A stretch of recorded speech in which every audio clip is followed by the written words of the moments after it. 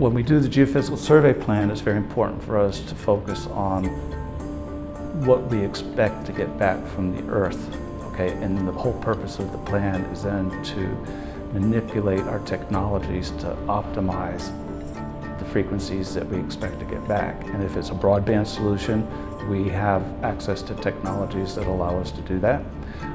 And it could actually be a narrowband solution where we actually want to focus on the low frequencies and not generate mid to highs. So again, it's a matter of the objective and the plan that we put together to realize that objective.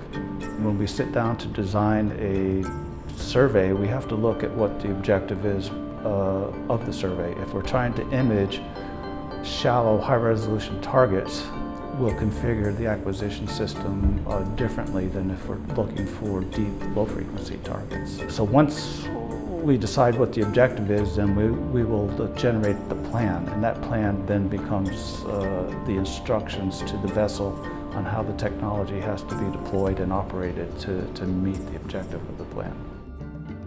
The acquisition plan is first created by our geophysical team, taking into account all of the client's requirements, contractual and technical aspects. Once that document is created here in-house, it is transferred over to the guys on board the vessel.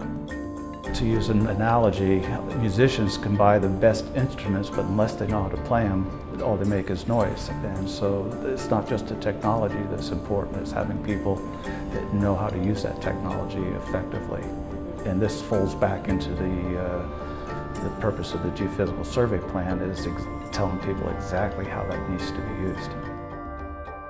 Onboard geophysical QC is a crucial part of any acquisition plan. We collect massive amounts of data in the towed streamer operation, and that data has to be analyzed quickly and competently on board to ensure that it is meeting the objectives of the survey.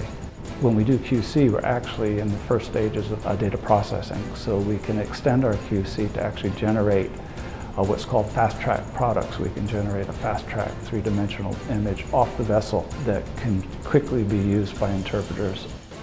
There are several special considerations when we consider working in the Arctic. On the geophysical side, I believe probably the main issue that we have to deal with is ice. Ice can impact our survey plan in a number of different ways. It can cause the vessel to veer off a determined track. It can get tangled in our equipment or cause noise on our receivers. What has been interesting so far in the Polarcus experience is I'm beginning to think that the vessel design itself is impacting the overall data quality. What we're seeing with the X-bows time after time after time is very high data quality in the sense that we're seeing very low noise in our data, noise that generally we could attribute to the movement of the vessel through the water.